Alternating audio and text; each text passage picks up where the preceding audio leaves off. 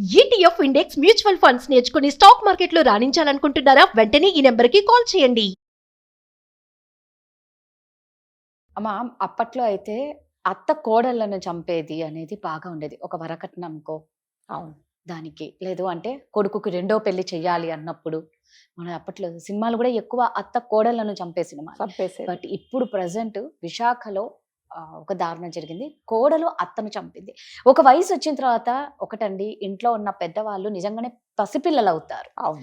అదొక్కటి గుర్తు పెట్టుకోండి. మనం చిన్నప్పుడు మన పేరెంట్స్ ఎంత పేషెన్స్ తో ఉన్నారో వాళ్ళు పెద్ద అయిన తర్వాత పిల్లలు అవుతారు కాబట్టి అంతే పేషెన్స్ మనకు కూడా ఉంటేనే అది కరెక్ట్ అనమాట. ఏదో అత్త చీటికి మాటికి విసిగిస్తుంది అని చెప్పేసి అంటే అనడం ఏమంటున్నారంటే ఇప్పుడే వచ్చింది కాబట్టి ఏదో దొంగ పోలీస్ ఆట ఆడుతూ ఆమెను కుర్చీలో కట్టేసి ఏదో విధంగా నమ్మించింది అంతే. నమ్మించి ఒక కుర్చీలో కూర్చోపెట్టి తాళ్లతో కట్టేసి పెట్రోల్ పోసి అత్యంత కిరాతకంగా కోడలు అత్తను చంపి దాన్ని ఒక అగ్ని ప్రమాదంగా సృష్టించింది. నిజంగా ఇప్పుడున్న వాళ్ళకి ఏమవుతుంది? తినే తిండిలో ఉన్న లోపమా లేకపోతే ఈ మొబైల్స్ వల్లన ఎందుకు ఇంత దారుణంగా ఒడికడుతున్నారు? ఒక చీటికి మాటికి విసిగిస్తుంది అని చెప్తే విసిగిస్తుంది అంటే చంపేయడమేనా? అంటే మీరు అన్నట్టుగానండి, నిజంగా ఒక ఇంట్లో ఇది వరకు అంటే ఎప్పుడో మా కాలం గురించి చెప్తున్నాను, ఈ కాలం గురించి కాదు. ఒక ఇంట్లో ఒక పెద్దవాళ్ళు ఉండాలి అనేసి ఒక పెళ్లి సంబంధం చూడాలి అంటే వాళ్ళ ఇంట్లో పెద్ద కుటుంబం అయితే ఇచ్చేవాళ్ళు. ఎందుకంటే మంచి చెడు చెప్పేవాళ్ళు ఉంటారు. నలుగురితో ఉంటే అమ్మాయి మంచి చెడు నేర్చుకుంటుంది. ఏది తప్పు ఏది కరెక్ట్ అనేది. ఒకవేళ ఈ అమ్మాయికి తెలియకుండా వాళ్ళు ఇంట్లో ఉండే పెద్దవాళ్ళు అత్తగారు మామగారు చెప్తారు, ఆడపడులు చెప్తారు అనేసి పెద్ద కుటుంబానికి ఇచ్చేవాళ్ళు. ఎందుకంటే ఇవన్నీ అమ్మాయి తెలుసుకుంటుందని. తర్వాత ఏమైందంటే వెళ్ళిపోయిన తర్వాత కూడా అత్తగారు ఏం చెప్తే అది సరే, పెద్ద ఆవిడ కదా, నాకు తెలియదు, నేను చిన్న వయసులో పెళ్లి చేసుకొని వచ్చాను, అమాయకురాలని కాబట్టి అత్తగారు ఏం చెప్పినా మన మంచి కోసం ఏం చెప్తారు, మీరు తెలుసో తెలీదు అత్తగారింటికి పంపితే అమ్మ అత్తగారు అంటే తల్లితో సమానం, ఆవిడ ఏం చెప్పినా నీ మంచి కోసమే చెప్తుంది అనేసి పంపించేవాళ్ళు. పిల్లలు కూడా అలాగే ఉండేవాళ్ళు. సరే, పరిస్థితులు మారిపోయినాయి. సో అత్తగారి కంటే కోడళ్ళు చాలా తెలివిగల వాళ్ళు అయిపోతున్నారు. అత్తగారిని తీసి మూల కట్టేసి ఒక మూలన పాడేస్తున్నారు. అత్తగారిని ఎప్పుడు మ్యూట్లో ఉండాల్సిందే. ఎందుకంటే వీళ్ళకి మ్యూట్లో ఉండాల్సిందే అంతే. ఈమె రిమోట్ అంతా ఈమె చేతిలో ఉంటుంది. మాట్లాడమంటే మాట్లాడాలి, మాట్లాడకూడదంటే మాట్లాడు, అలా అయిపోయింది. అంటే నేను కౌన్సిలింగ్ కూడా చేస్తానండి. నాకు మొన్న ఒక కాల్ వచ్చిందనమాట. ఆవిడ యాక్చువల్గా గుంటూరు, ఇది నిజంగా జరిగిందే, గుంటూరులో ఉంటుంది ఆవిడ. నాకు ఫోన్ చేశారు, చేసి మేడం మీతో మాట్లాడాలి, నేను హైదరాబాద్లో ఉన్నానంటే రండి అన్నాను. నా దగ్గరికి వచ్చిందండి. ఆవిడ ప్రాబ్లం ఏంటంటే సొంత మేనకోడలనే పెళ్లి చేసింది కొడుక్కి. ఆవిడ ఏదో ప్రాబ్లమ్స్ వల్ల చిన్నప్పుడే అంటే పిల్లలు చిన్నగా ఉన్నప్పుడే భర్తతో విడిపోయింది. పిల్లలను కష్టపడి పెంచి పెద్దేసి ఆమె మళ్ళీ ఒక లాయర్ అండి. ఆమె అన్ఎడ్యుకేటెడ్ కాదు, ఒక లాయరు. చక్కగా పిల్లల్ని పెంచి పెద్ద చేసి పెళ్లి చేసిన తర్వాత ఇప్పుడు మేనకోడలతో గొడవ ఏంటంటే నువ్వు ఇంట్లో ఉండకూడదు, నువ్వు వెళ్ళిపోవాలి, నువ్వు ఇంకా ఎన్ని రోజులు బతుకుతావు, ఇన్ని రోజులు ఆమె చెప్పి బోర్ని ఏడ్చిందండి. నాకు మేనకోడలు చెప్తుంది. ఆమె ఇప్పుడు బెంగళూరులో ఉంటది అనమాట. సో బెంగళూరు నువ్వు వెళ్ళిపో, ఎందుకు నువ్వు ఒక్కదాన్ని బతకలేవా, ఎంతసేపు వచ్చి ఎందుకు ఇక్కడ ఇంట్లో ఉంటావు, కూర్చుంటే తప్పు, లేస్తే తప్పు, వంటింట్లో ఉంటే వంటగదిలోకి ఎందుకు వచ్చావు, గ్లాస్ ఎక్కడ పెడితే నీకు ఇప్పుడు టీ తాగడం అవసరమా, ఇలా నన్ను విసుగుస్తుంది మేడం, నన్ను ఏం చేయమంటారు. నేను ఒకటే చెప్పాను, వద్దు అన్న కొడుకు పోనీ అబ్బాయి ఏమంటాడు, నువ్వెందుకు మా అమ్మాయిని విసిగిస్తావు, నువ్వు వెళ్ళిపోవచ్చు కదా, ఎందుకుంటావు ఇక్కడ అని. నాన్న నేను మిమ్మల్ని పెంచి పెద్ద చేశారంటే పెద్ద చేసావు, కన్నందుకు పెద్ద చేసావు, ఇంకా నీతో అవసరం లేదు, నువ్వు వెళ్ళిపో అని చెప్పాడట కొడుకు కూడా. నేను ఒకటే సలహా ఇచ్చాను, అమ్మ మీకు ఆరోగ్య పరిస్థితులు బాగున్నాయి, సరే భగవంతుడి దయ వల్ల అంతో ఇంతో డబ్బు ఉంది, చక్కగా మీ ఆరోగ్యం కూడా బాగుంది, ఎవ్వరి మీద డిపెండ్ అవ్వకండి, హైదరాబాద్లో మీకు ఒక ఇల్లు ఉంది, వచ్చి అక్కడ ఉండండి, మిమ్మల్ని ఎవరైనా చూడాలంటే వాళ్ళే వస్తారు మీ దగ్గరికి.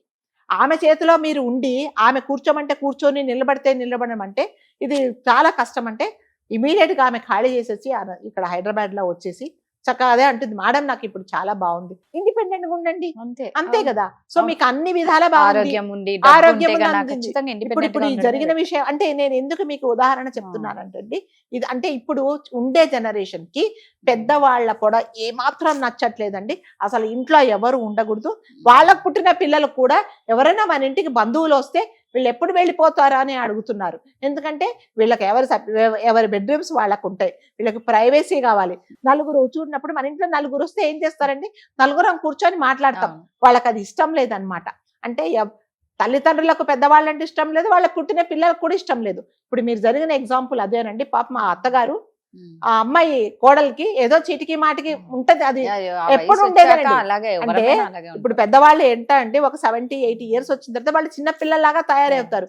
ఏదైనా మీరు తెచ్చారనుకోండి, ఏం తెచ్చావు, నాకేమన్నా తెచ్చావా, అవును. ఏం మాట్లాడుకుంటున్నారు ఇద్దరు, ఇది కొత్త డ్రెస్సా, ఈ రోజు ఎందుకో ఏముండావమ్మా, ఇలా అడుగుతారు వాళ్ళు. ఎవరు ఫోన్ చేసినా ఎవరు చేసింది అని ఎవరు అంటారు. వీళ్ళకి చేశారు? తెలియకపోయినా పాపం అడుగుతారు, anxiety పడతారు. వాళ్ళకి. సో చిన్నపిల్లలు అట్లా అడుగుతారు, అమ్మా ఎవరు ఫోన్ ఆ. చేశారమ్మా, ఏంటమ్మా ఇది కొత్త డ్రెస్సా, ఈ రోజు ఏం వండుతున్నామా, పిల్లలు అలా అడుగుతారు. పెద్దవాళ్ళు కూడా ఒక వయసు వచ్చిన తర్వాత అడుగుతారు. వీళ్ళు ఏంటంటే అది భరించలేకపోయి, ఎందుకంటే ఓపిక ఉండట్లేదు. ఓపిక ఉండకుండా మీరు అన్నట్టుగా తినే తిండి మీద కూడా కొంచెం ఆధారపడి ఉంటుందండి. ఎంతసేపు జంక్ ఫుడ్లు తింటే ఇలాంటి ఆలోచనలే వస్తాయి కదా. అందుకని ఇప్పుడు ఇందులో జరిగిన విషయం కూడా ఏంటంటే, ఆ అమ్మాయి ఇప్పుడు జరిగిన దాంట్లో ఈ అత్తగారు అసమానం కోడల్ని ప్రశ్నిస్తుంది. అక్కడ అదేంటి ఇదేంటి అని ప్రశ్న విసిగిపోయి, అంటే ఎలాగైనా ఈమె నుంచి తప్పించుకోవాలి. ఎలా తప్పించుకోవాలి, సో ఎక్కడ వదిలేసినా మళ్ళీ నా దగ్గరికే వస్తుంది కాబట్టి ప్రీ ప్లాన్డ్ గా ఏం చేసిందంటే, ఏదో ఒక ఆట ఆడుకుందామని నమ్మేసి, అంటే కళ్ళ గంతలు ఆడుకొని, ఇప్పుడు జనరల్ గా కొంతమంది ఆడతారు కదా, అలాగే కూర్చోబెట్టేసి ఏదో ఒక ఆట ఆడుకుందామని. ఆ అత్తగారు ఏమనుకుంది, సరే ఏదోలో పాప నా కోడలు ఈ క్షణం నుంచి మారిపోయిందేమో, చక్కగా నాతో ఉంటుంది, చక్కగా నన్ను మర్యాద చేస్తుందని కుర్చీలో కూర్చోబెట్టి తాళ్ళేసి కట్టేసి పెట్రోల్ పోసి తగలబెట్టేసి. అది జరిగింది. ఎంత దారుణం అండి.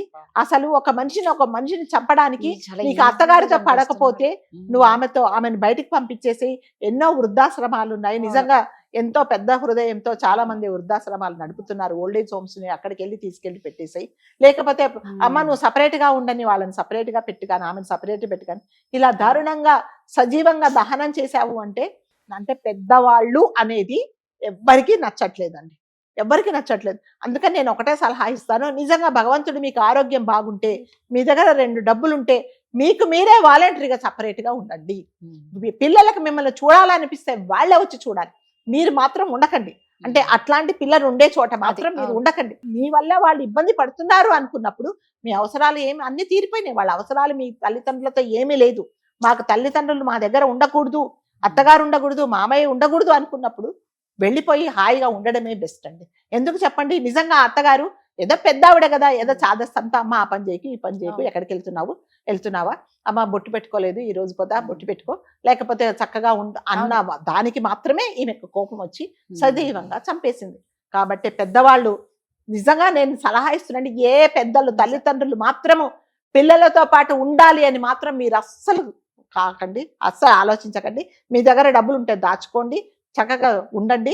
మీకు ఆరోగ్యం బాగున్నంత సేపు మీరు ఇండిపెండెంట్ గా బతకడానికి మాత్రమే ట్రై చేయండి. మీరు పిల్లల దగ్గర ఉంటే ఇలాంటి పరిస్థితి వస్తుంది. అలా అని అందరి పిల్లలు కాదు, కొంతమంది పిల్లలు తల్లిదండ్రులను ప్రాణంగా చూసుకుంటే పిల్లలు కూడా ఉన్నారు. ఎవరి విషయంలో అయితే ఇలా జరుగుతుందో తల్లిదండ్రులు తప్పకుండా మీరు జాగ్రత్త. నిజంగా అత్తగారు అలా చెప్పబట్టే కదండి ఇవాళ ఆమెకు సజీవంగా దహనం అయిపోయింది. నిజంగా ఆ పెద్ద ఆమె ఎంత బాధపడి ఉంటుందండి.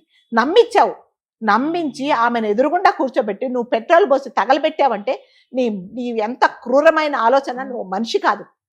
కాబట్టి దయచేసి తల్లిదండ్రులు మిమ్మల్ని మీరు ఆలోచించుకోండి, మీ జాగ్రత్తలు మీరు తీసుకోండి, సలహాలు ఇవ్వకండి. పిల్లలు పెద్దవాళ్ళు పెళ్ళి అయిపోయిన తర్వాత చక్కగా మీ ఇద్దరు మీరు చక్కగా ఉండండి.